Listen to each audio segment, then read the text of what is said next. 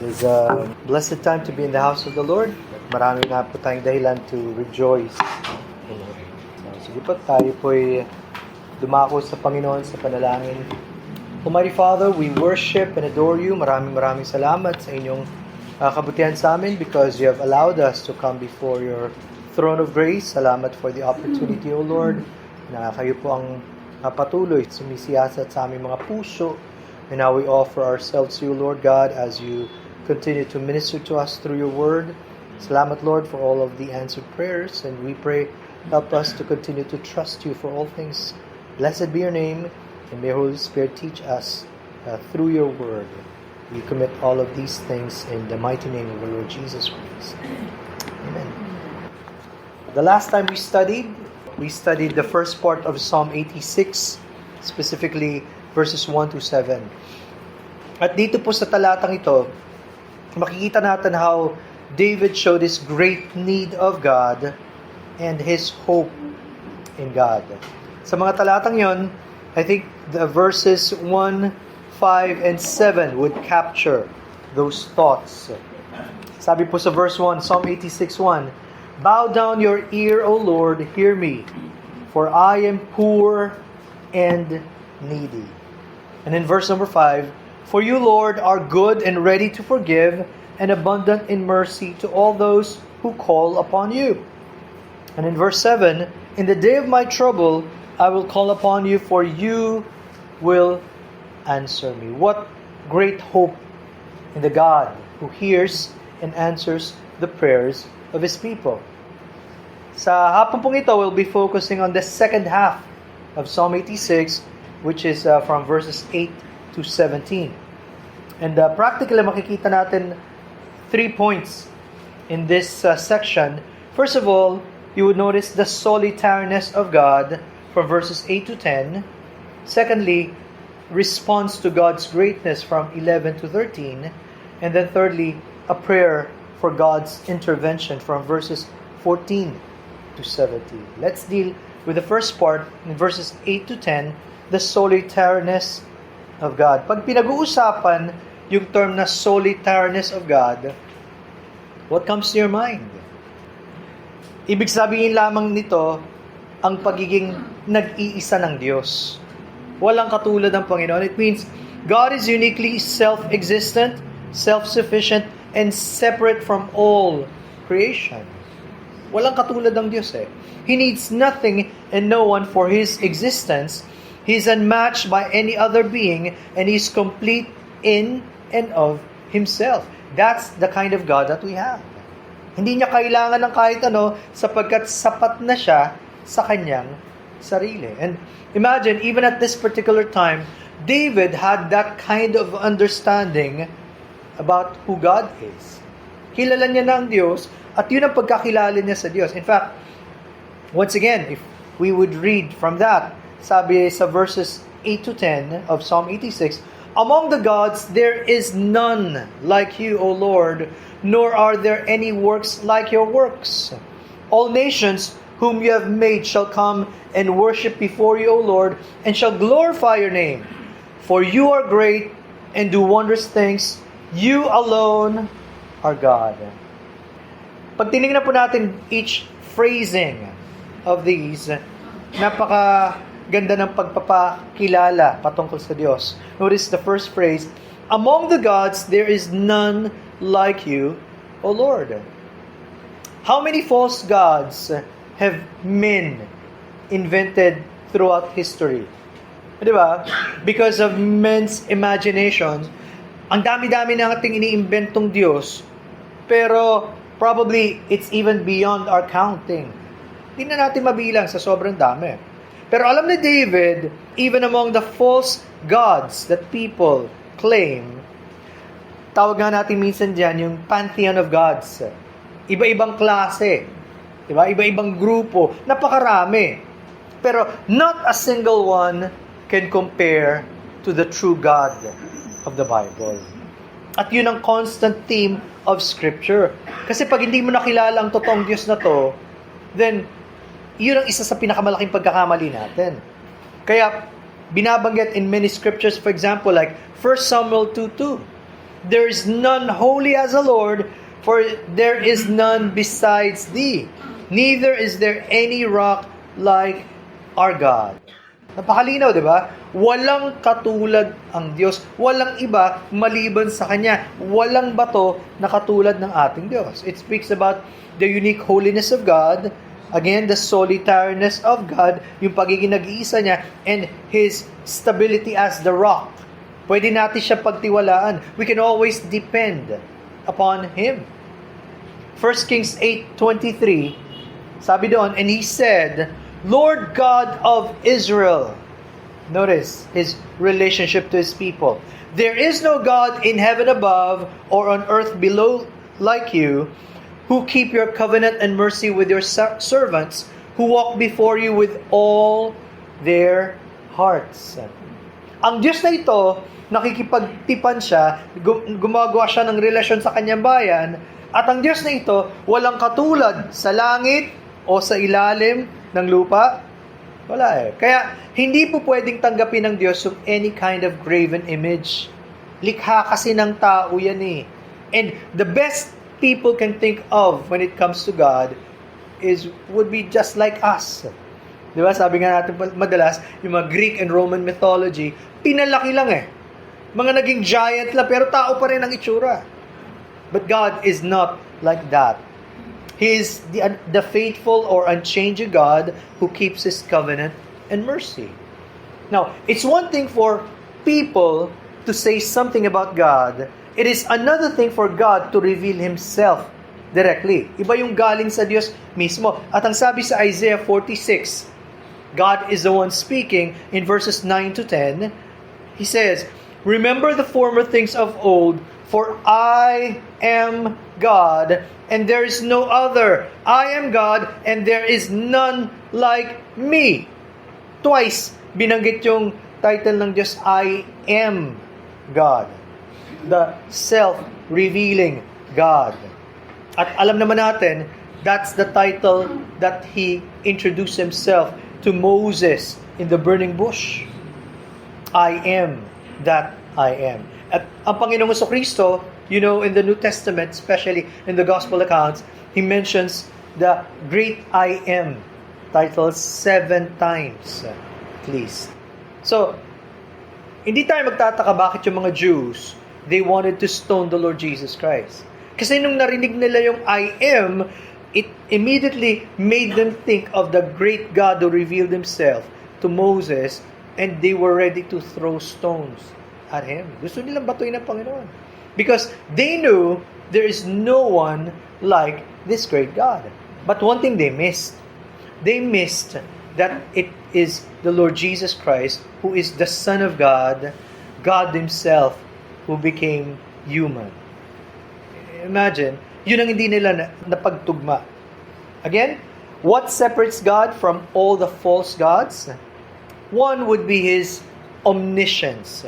Sabi dun sa Isaiah 46:10, declaring the end from the beginning and from ancient times things that are not yet done, saying, My counsel shall stand, and I will do all my pleasure. How can God declare the end from the beginning if He doesn't know all of those things?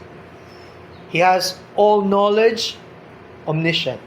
He's not even limited by time and space. He is omnipresent. And He's all-powerful, omnipotent. Sabi niya, My counsel shall stand. Lahat ng kanyang sinabi, siguradong matutupad. And He causes all things to happen. I will do all my pleasure. Yan ang Diyos. Diba? Nagagawa niya kung ano man ang kanyang gustuhin.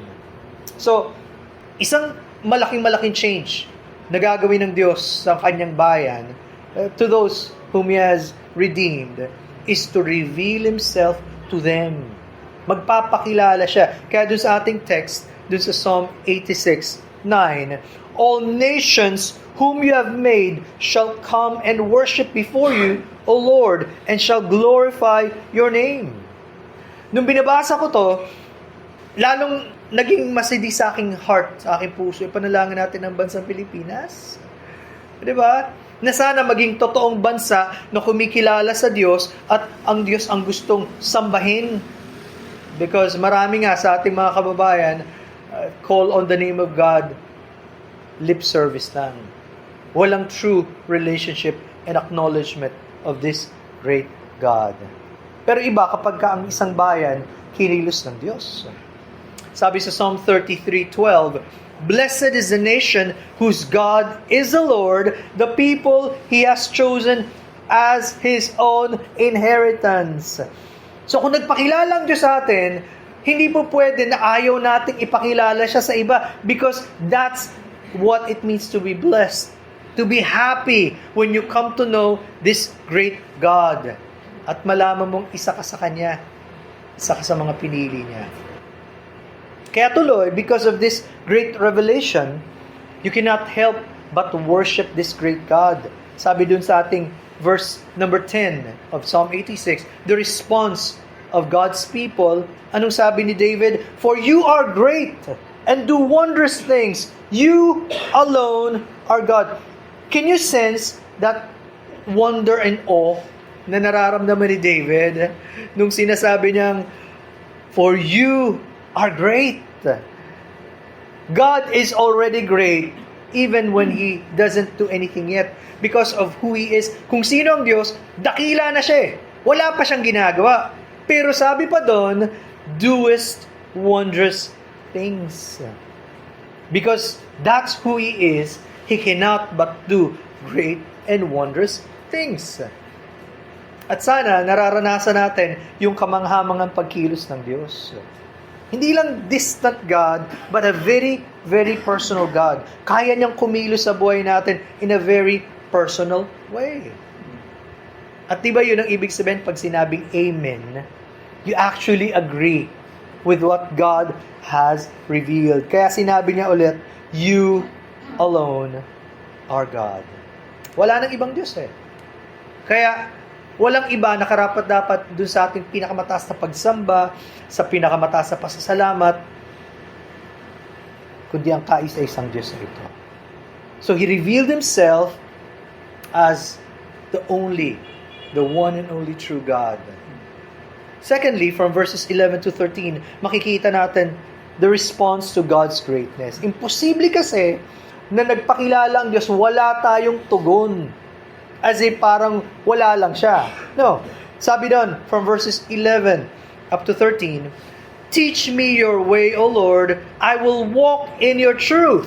Unite my heart to fear your name. I will praise you, O Lord, my God, with all my heart, and I will glorify your name forevermore. For great is your mercy toward me, and you have delivered my soul from the depths of Sheol. Isa daw sa mga response ng mga totoong tinubos ng Diyos is that they want to be taught of God. Gusto nilang turuan sila ng Diyos. Of course, it's a natural reaction, lalo na kung nakita mong napakadakila ng Diyos, He's the fountain of all wisdom and knowledge. Anong reaction natin? Turuan niyo pa po ako, Panginoon. I want to know you more. Please, teach me more because I don't know. Hindi ko alam eh. Napaka-limited ng ating kaalaman compared to this great God. Now, what is the motive why we want to be taught of God? But gusto nating magpaturo. Not just to be said na, uy, dami niyang alam. No. But to be able to come to know this God and live or follow His ways or His truth. Sabi niya, remember, pag kinonect natin, teach me your way, O Lord, I will walk in your truth. This is actually a commitment to God and to His Word. Because you are the only true God, I commit my life to you. Teach me, Lord, so I can follow your precious truth. Kaya, dito bumabagsak ang maraming mga tao when they don't want to acknowledge this great God and they don't want to acknowledge that He has revealed His truth through His Word. Ito yung katotohanan niya eh. Tapos ayaw kilalanin ng mga tao. When people don't want to know this great God, and to desire to know His Word and to make it the standard of their faith and practice. Di ba madalas nating sinasabi, dyan daw ng Baptists because we have the Bible as the standard of our faith and practice. Pero, yun ba salita lang yun? Yun ba yung isang bagay na madalas lang natin sinasabi? Or is it really true in our lives? Na talagang ganun tayo ka-committed sa Diyos to come to know Him and His revelation to us through His Word. We want to walk in His truth. Yung buong buhay natin, dito ngayon, nakasalig. And for that to happen, na-realize ni David, God must work in his life. Kaya sabi niya, unite my heart to fear your name. Yung phrase na, unite my heart, literally means, give me singleness of heart. Bigyan niyo po ako, Panginoon, ng iisang puso. It is a recognition of our own fickleness. Madali tayo kasing magbago eh. One time, dedicated tayo sa Diyos. Next time, wala na. Para bang hindi na siya ganun kahalaga. And so, even at this point, David was asking, Lord, give me that one heart for you. Unite my heart to fear your name. At naisip ko nga, kaya pala mahirap sundin. So difficult to obey God's command to love the Lord your God with all your heart, with all your soul, with all your mind, with all your strength. Wala tayong capacity unless God is the one who gives it to us. And so that is exactly His prayer. Pag hindi nyo ko binigyan ng isang puso para matakot sa inyong pangalan, hindi ko to magagawa, Panginoon. And how often have we failed God in that respect? Kaya masarap, di ba, kapag yung power ng Holy Spirit nararanasan natin so that it will become the natural thing for us as children of God. But you know the good news? Hindi lang natin to pwedeng hingin, pero pangako ito ng Diyos. This is already God's promise as found in Jeremiah 32, 38, and 39. Ano yung promise ng Diyos in this passage of Scripture? Jeremiah 32, 38, and 39. They shall be my people, and I will be their God. Notice again the relationship. God is the one declaring, when we become His people, He will be our God. Of course, the truth first for Israel, but so much more for us as Christians. Sabi sa 39, then I will give them one heart and one way, that they may fear me forever, for the good of them and their children after them. Imagine, after establishing that relationship with God, the next thing God promises is to give us one heart and one way. Kaya kapag natatagpuan natin yung sarili nating mas marami tayong minamahal kaysa sa Diyos, iyak agad natin sa Panginoon. And just like what David said, restore unto me the joy of my salvation. Maraming humahatak sa atin eh. Di ba? But notice the effect of this. When we fear God, sabi, this is for the good of them and their children after them. Hindi lang tayo magbe-benefit, but even the next generation. Di ba kaya napakasarap kapag reality sa mga parents ang Diyos, and then even their children would see, wow, God is truly meeting my parents. He's real to them. I want that kind of relationship. Sa atin talaga magsisimula yun, mga kapatid. And may the Lord use us to be good examples to our children and to their children's children. So nakita natin first the solitariness of God, and then nakita natin again yung response to God's greatness, and thirdly a prayer for God's intervention from verses 14 to 17. Sabi niya doon, O God, the proud have risen against me, and a mob of violent men have sought my life, and have not set you before them. But you, O Lord, are a God full of compassion and gracious, long-suffering, and abundant in mercy and truth.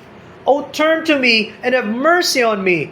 Give your strength to your servant and save the son of your maidservant. Show me a sign for good, that those who hate me may see it and be ashamed, because you, Lord, have helped me and comforted me.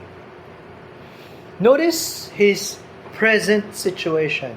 There was a clear and present danger. Ramdam na ramdam niya yung panganib eh.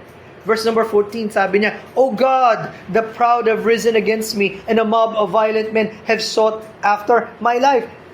Imagine, sa story ni David, there were so many challenges that he faced. When he was still young, when he became middle-aged, when he became king, and even in his old age. Napakaraming challenges. So, we cannot particularly pinpoint what time this was during his career. Pero one thing is true. Even at this particular time, there were many who hated him. Why? Because he was a follower of God. At totoo naman yun, di ba? Kung totoo tayong sumusunod sa Diyos and we are truly dedicated to God, others will not like that. May mga tao, parang sa kanila, ano ba yan? Hindi ba sobra-sobra na yan? Hindi nila kaya, they cannot withstand that. And even the Lord Jesus Christ said in John 15:18, if the world hates you, you know that it hated me before it hated you. So, if we are following our Master, whether we like it or not, time will come, others will not like us for our faith. Ang problem na lang, if we're always trying to please everyone, we don't want to speak of God. We don't want to open the Bible. We don't want to share our faith to them. Alam naman natin kasabihan, you cannot please everybody. Problema, if we do not become strong in the Lord, you might not have enemies. But question, are we actually pleasing the Lord? Of course, hindi mo naman sasadyang galitin sila. It's just that there's that kind of animosity. Ayaw talaga nila yan eh. Kaya nga, di ba, ang dividing line daw is when you begin to mention the name of Christ. How do people react? For some, it'll be a sweet name. Yes, I am a believer of Christ. For others, it's a curse word. Sa marami, they hate His name. So if we are followers, that would happen. Of course. And the reason why, because they do not acknowledge God and they don't want to surrender to God. Ayaw nilang kilalanin ng Diyos at ayaw nilang magpasakop sa Diyos. That has been the problem of man ever since. Ano sabi din sa verse natin? And have not set you before them. Ibig sabihin, ayaw nilang igalang ang Diyos or to give Him the regard or reverence that is due to Him. They don't want to acknowledge His word and His presence. Maraming ganyan. You can talk anything under the sun. Pag pinag-usapan mo na ang Diyos, ayaw na nila. But let's continue to be true for God. So there was a present and immediate danger. Pero dito nga, this is where a true knowledge of God makes a difference. Because David knew God, that became his comfort.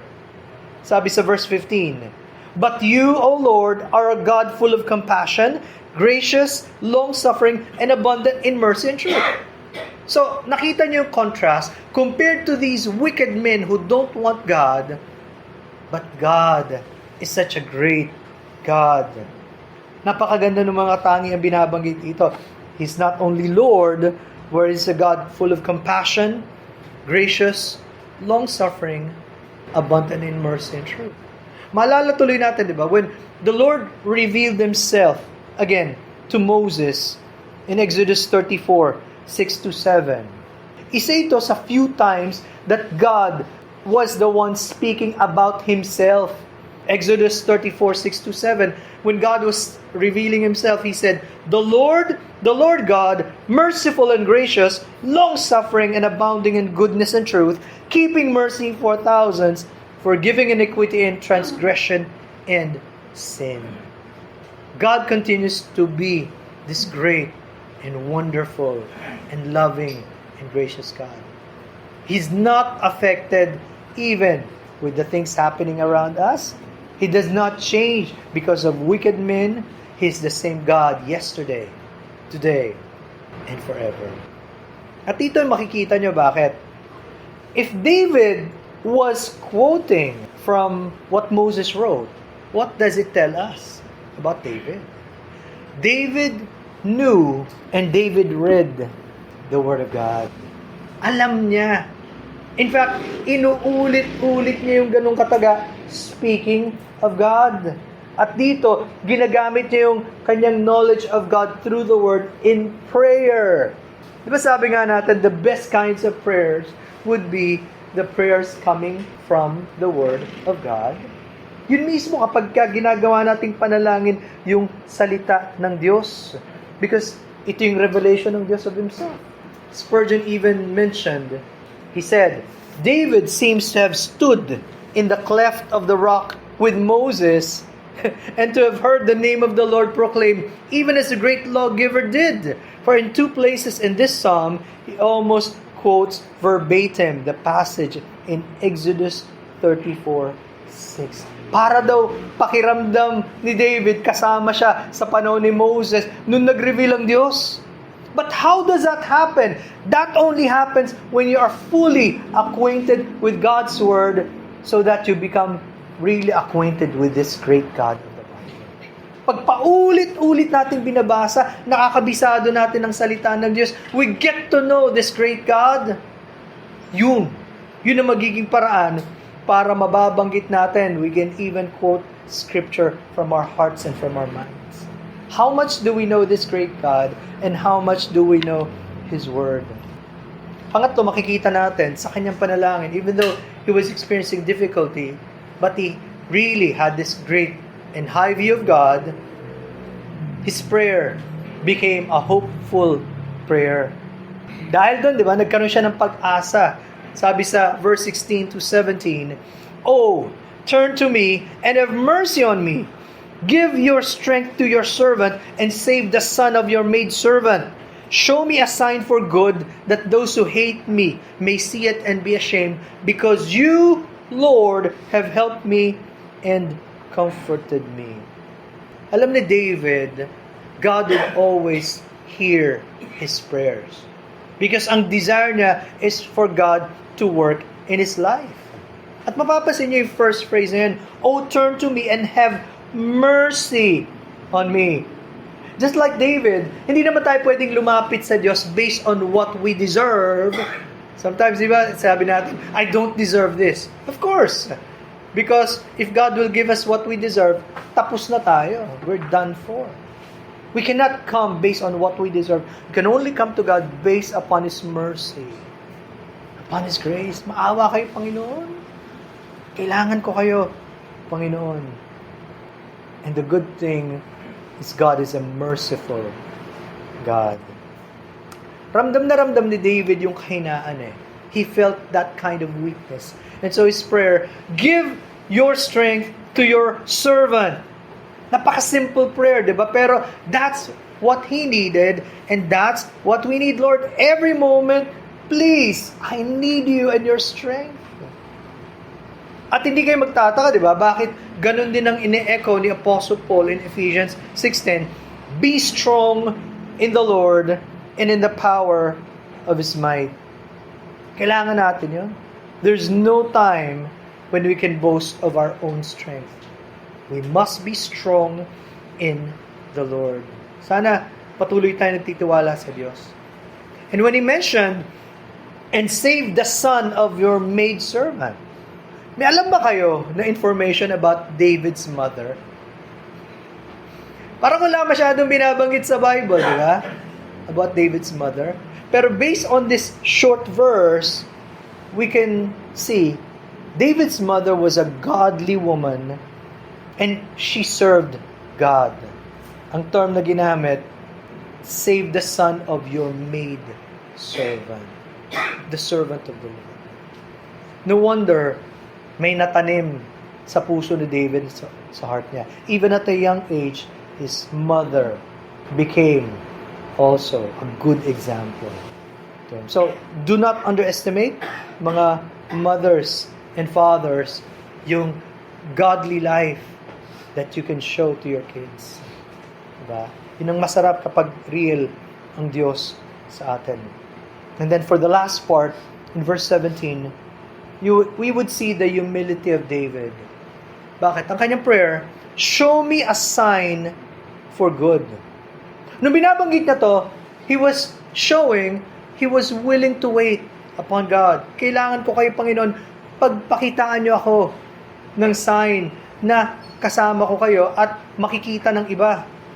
He wanted God to answer his prayer, but he was not demanding, sana Lord ngayon na, please. No, he was not demanding, he was willing to wait for God. But he was asking, Lord, please work in my life so that it would be visible and unmistakable. You are my God, I am your child, please show me a sign for good. Bakit daw? That those who hate me may see it and be ashamed. Again, God is able to reveal himself so that it will be very, very clear who would be for God and who would not be for God.